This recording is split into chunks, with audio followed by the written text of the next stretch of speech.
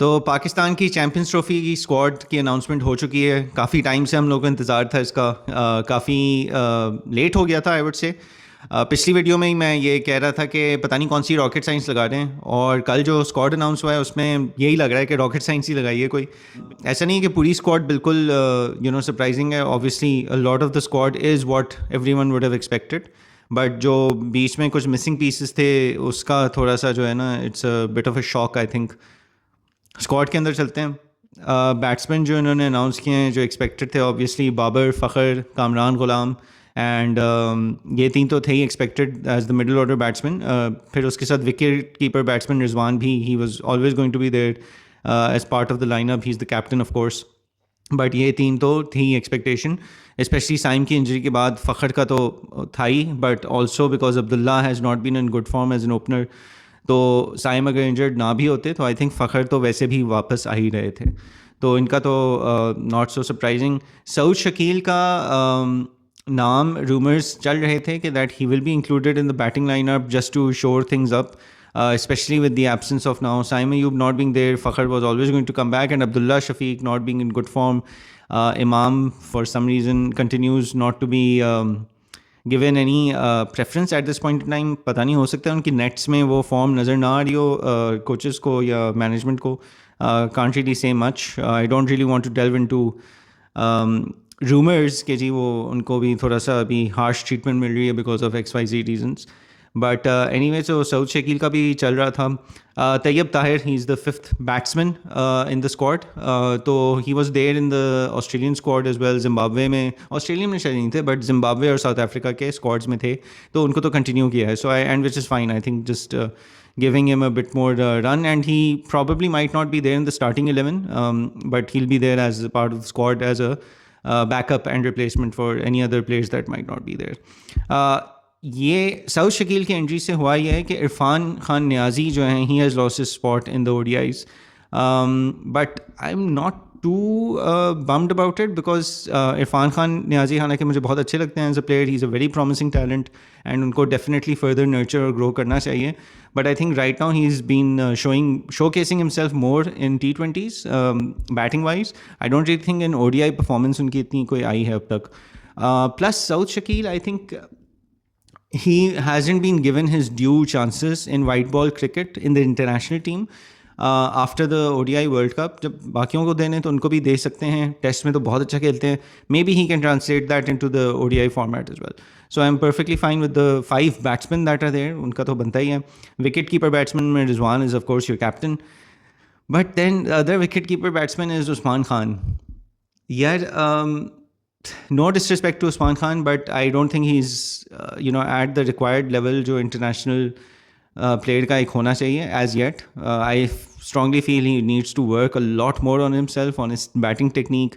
जब वो चौके छक्के भी लगा रहे थे इवन इन ऑस्ट्रेलिया और उसके जिम्बाब्वे में भी शायद जब खेल रहे थे, हमारी बात हुई थी, he didn't look the most confident batsman even when he was hitting boundaries. So I really think he needs to improve a lot more. He needs to work on himself. थोड़ा सा और उनको अभी ज़रूरत है अपने आप को उस लेवल पे लाने के लिए। अभी तो पिछले 1 साल से तो यही लग रहा है कि जी UAE में ही left everything and burned his bridges over there, तो उसकी वजह से ही is going to be part of the squad to make up for that fact, जो होना नहीं चाहिए। आई मीन इसमें I don't know what management is thinking, but to be very brutally honest, Usman Khan का अब नहीं बनता। उनको काफ़ी उनको चांसेस मिल चुके हैं। अब थोड़ा सा उनको डोमेस्टिक में भेज के वहाँ पे उनसे बोलें कि अपने आप को इम्प्रूव करें, अपनी टेक्निक पे काम करें, and then the future should always be open for any player, and that's my opinion. फिर अगर हम ऑलराउंडर्स की तरफ आएँ तो Salman Ali Agha, of course the vice captain, and ODIs में he has been performing really well with the bat, with the ball, तो उनका तो बिल्कुल obviously he should be there. Khushdil Shah, again he has come on the performances of his BPL exploits apparently. अब वो root से आना is questionable, वो रहेगा क्वेश्चनेबल, चाहे वो खुशदिल शाह हो, चाहे वो बाबर आजम अगर ड्रॉप होके वो भी उस रूट से आ रहा हूँ, मैं तब भी क्वेश्चन करूँगा, बिकॉज वो नहीं बनता है आपका ODI टीम के लिए। वो नहीं बनता रूट कि कोई प्लेयर अगर फ्रेंचाइज क्रिकेट में और वो भी बांग्लादेश प्रीमियर लीग में परफॉर्मेंस दे रहा है तो उसकी बेसिस पे आप उसको वनडे स्क्वाड में वापस लेके आएँ। I don't think that's the best route for any player to be given a call back on. पता नहीं क्या सोच है इन लोगों की, बट खुशदिल का भी नाम चल रहा था, रूमर्स चल रहे थे, काफ़ी हाईलाइट हो रही थी इनकी परफॉर्मेंसेस भी बीपीएल में कि जी बहुत अच्छा परफॉर्म कर रहे हैं, बैट के साथ भी बॉल के साथ भी। तो लेट्स सी, उनको रख लिया है और इनका again like I said because rumours चल ही रहे थे, so not surprising. Yes, question ज़रूर करूँगा मैं कि किस बेसिस पे रखा है। वो अगेन कोई और भी प्लेयर होता मैं तब भी करता, बट जो तीसरे ऑलराउंडर हैं ये तो मतलब एकदम से ही कहीं से आ गए हैं वापस। Faheem Ashraf, nothing against him, he is been a good player for us in the past, अच्छी कर लेते थे कंट्रीब्यूशन, एंड में भी आके बॉलिंग में he was an okay you know option के सपोर्ट के तौर पे with the other main bowlers. लेकिन बात यह है कि ये सब चीज़ें तो मैं बात कर रहा हूँ 2-3 साल पहले की, and in between these you know in the period that has pass since, इनका नाम कभी किसी स्क्वाड में नहीं आया। अभी आपके टूर्स हो रहे थे ऑस्ट्रेलिया के, जिम्बाब्वे के, साउथ अफ्रीका में, उसमें भी ये कहीं पे भी नहीं थे। कोई डोमेस्टिक में इनकी परफॉर्मेंस का इस तरह हाईलाइट नहीं हुआ। अभी बीपीएल में शायद इन्होंने कुछ कर लिया होगा, तो again he is also been called based on that. But my point is कि ये एकदम से कहाँ से वापस आ गया इनका नाम, ये ज़रा मेरी समझ से बाहर है। Because I don't know, man. It's a little tricky and dicey this one, because एक तो बहुत अरसे के बाद इंटरनेशनल क्रिकेट में आएंगे, प्लस पहले भी जब थे he was more of a support player, he was a good team player, support player. He's never been a out and out, मतलब on the day तो कोई भी player match winner बन जाता है, but out and out he wasn't a consistent match winner या impact वाला player, वो कभी भी नहीं थे। बॉलिंग की तरफ अगर आप आएँ तो जो हमारी फास्ट बॉलिंग अटैक है वो तो pretty much what everyone would have expected. Haris Rauf, Naseem Shah, Shaheen Shah Afridi and Mohammad Hasnain. Spinner हमने एक ही स्पेशलिस्ट स्पिनर रखा है, अबरार अहमद। अब अबरार ने पहले टेस्ट मैच में वेस्ट इंडीज़ के ख़िलाफ़ विकटें लेनी थी स्पिनिंग ट्रैक के ऊपर, दूसरे टेस्ट मैच में he wasn't really able to on a spinning track. तो अबरार का मसला यही है, जो मैंने पहले भी एक दफ़ा बात की थी, कि पोटेंशियल उनका है, but he has always unfortunately been very up and down in his performances and not really been that convincing to be honest. तो एक तो ये, and he is the only specialist spinner. Salman चने is a very regular bowling option for us in ODIs. कहीं ना कहीं मुझे लगता है स्क्वाड में जो है ना थोड़ा शायद बैलेंस का इशू आ जाए कहीं ना कहीं, स्पेशली बिकॉज अबरार अगर फायर नहीं कर पाते हैं तो देन आपका पूरा स्पिन बर्डन जो है वो सलमान पे आ जाएगा, एंड उनके साथ फिर खुशदिल के ऊपर आ जाएगा। And they are both yes allrounders, but they are batting allrounders, they are not bowling allrounders. So batting is their primary trade, bowling is their secondary trade.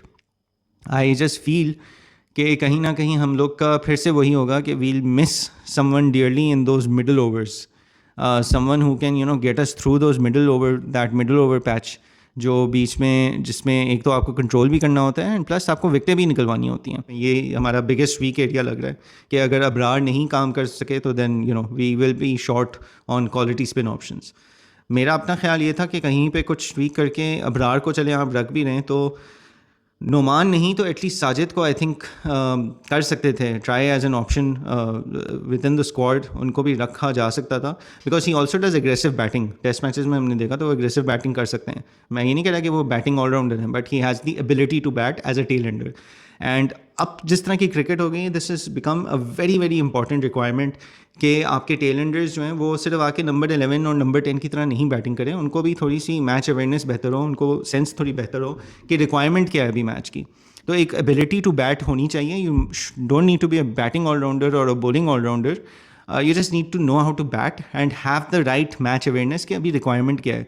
अभी मैंने सिंगल लेके अगर अगले एंड पे बैट्समैन है उसको मैंने देना है, अभी मैंने खुद बैटिंग करनी है, अगले एंड पे जो है वो मुझसे ज़्यादा वीक है तो थोड़ा सा मुझे फार्म करनी है स्ट्राइक, या फिर अभी बस you have to go after the bowling. ये डिफरेंट मैच सिचुएशंस होती हैं, हर दफ़ा एक ही चीज़ नहीं होती। और टेलेंडर्स, हमारे भी टेलेंडर्स जो हैं वो अब इस चीज़ को उनको समझना बहुत ज़रूरी हो गया है। So I think Sajid could have been a good option over there, but नहीं है। This is the squad that we have. Question marks are going in the squad, I won't lie. इसमें ओपनर स्लॉट भी आपका नहीं हुआ, so most likely लग ये रहा है कि बाबर और फ़खर ही ओपन करेंगे, इवन दो उसके ऊपर भी अपेरेंटली ये बोला है कि नहीं, हम मैच टू मैच रिक्वायरमेंट देख के हम ओपनिंग का अनाउंस करेंगे कि फ़खर के साथ ओपन कौन करेगा। But I think that's just I mean और कोई ऑप्शन नहीं है ना, और कौन है? सऊद है। सऊद अपेरेंटली शायद डोमेस्टिक में या किसी पे ओपन करता रहा है, बट अगर सऊद को भी डालते हैं तो बात तो वही है। सऊद और Babar are more less similar type of players. Rizwan है, Rizwan, Babar, Saud, all three are similar players. Requirement आपकी है कि it needs to be someone more explosive in today's game, the way today's game is being played, especially Pakistan की pitches पे which are going to be more batting friendly. That is how other teams are going to come and approach this as well. So let's see. This is what it is. But देखते हैं. All the best to the team. यही कह सकते हैं. And let's hope for the best.